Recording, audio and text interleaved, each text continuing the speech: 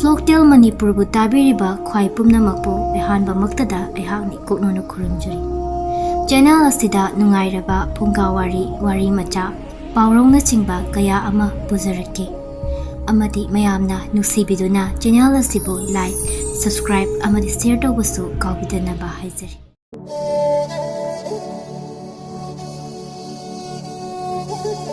Thaina mamangaida karigumba leba amada ningthau ama palamboire. Ningthau ase ahan phana oisilagले adubu masadi amata pokte laida thawni jabadagi magi maharani ado mirola boire asigumlaba tanja asida hingsabi ama leiba ama tumna mi cha thoklaga ningthau asina leiriba leiba asida laktuna hairare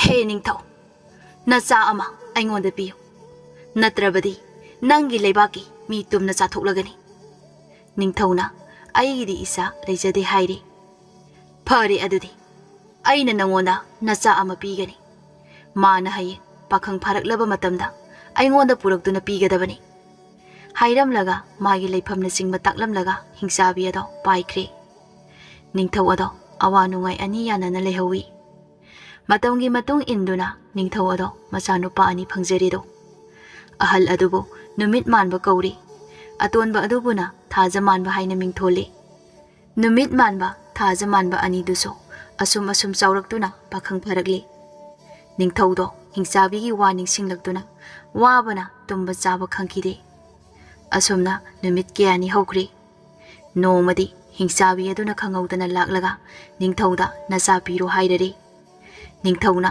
awabaga loinana hayemak tharaklage haibadagi hingsabi ado hankre Numit adugi ahingda manaw nupa thaja manbagi manglanda kanagumba ama laktuna nang hayeng salo aduga asum taw haiduna taklari ayukta ningthawna macha ani gi marakta kanabu thasigi haiduna wana khallingeda thaja manbana ma chachage haijere ningthawna yaraduna chatnaba semsare konunggi sagol sangdagi mangda taklamba khwaidagi sonba ahal oiraba mayang kanglaba sagol ama chingthokli sagol ado thoiding khubam amaga hukmaton taret ka pijabadagi noithorakle fajaraba sagol ama oire sagol ado thauraduna laina piba thang amaga thaja manbana hingsabi manakta chatkre mana aso maning pangna lakpada lambida phingok sangrong sangna phaina thaduna leiramba thengnarure thaja manbana sagoldagi kumtharaga khuruk khuduk kunduna khurumjai phi makhadagi lamkhal lairenbi hogolai lairenbi aduna thaja manbana chatkadaba lambi mana tawrugadaba thabaksing loina takpire khurum lamlaga thaja manba sagon khurup thaduna thawduna lairenbina takpiba lambi adomda lakle lambi lamkhai ama yaurakle madudagi nongchuk pangna changkhriba lambi adomda changsille asum changsillakpada hingsabi ado thengnare mai ngarang hogatuna khang achoba amada thau than haijillaga thau prok sohanduna leiramba ado thaja manbana thengnarure hingsabina nangdi karigino asuk thengla iba hangbada thaja manbana angang nawa oibaduda lambi lamsang lakpada waduna khara pothajarakle haina khumboire hingsabina phai se adagi turel asidagi isingdo isel hangatna soglo haiduna kol ama piraga ising sokpa thakre thaja manbana isingdo isel hanthana sokpa ubada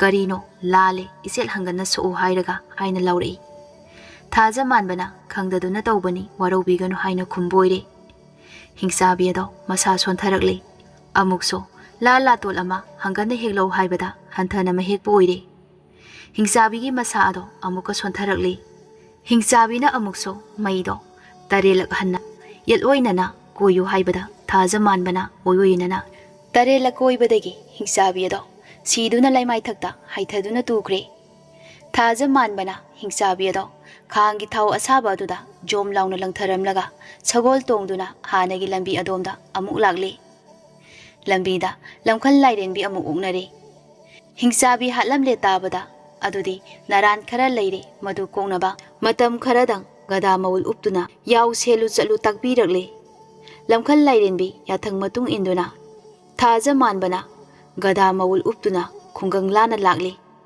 Mana asum lakpada yaw yamna loiba imung ama thengnaraduna yaw khara senaduna leijage haina yaw senaba oina imung amada leirare. Tanja asida ningthauna machanupi atonbi sakthibi khwaidagi tathina tawbi adubo gada mawul uppa sakthiba nupa aduda luhongbire. Asumna makhoi ani yamna wana khangpo amada leiramboire. Noma ningthauna machanupi mayam kauraga makhoi gi nupa singado ahing nongandringaida sa singi mana kaktuna purakadabani. Masing khwaidagi hena yamna purakpa ngamba mamak aduda leibak tangkhai amagi mapu uhengani. Ningthaubu khwaidagi hena nuksibani haina lawgani haina takbire. Masi ataidi harau hanaki. Sakthibi atonbi adudi awaba wakhal amaga loinana mayumda halaki. Mawagada mawul uppa aduda warol pumnamak tamle.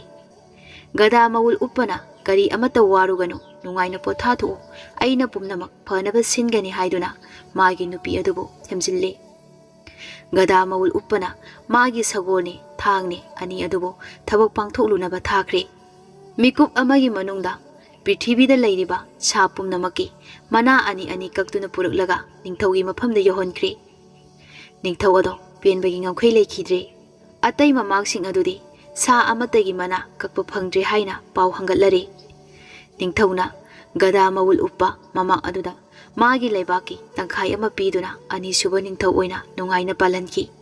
Mamak ado magi gada onbagi matamsu loiraduna maran pumba kokle. Asumna thaja manbana nungaina leiringai matamsida lamkhal lairenbina khanboire.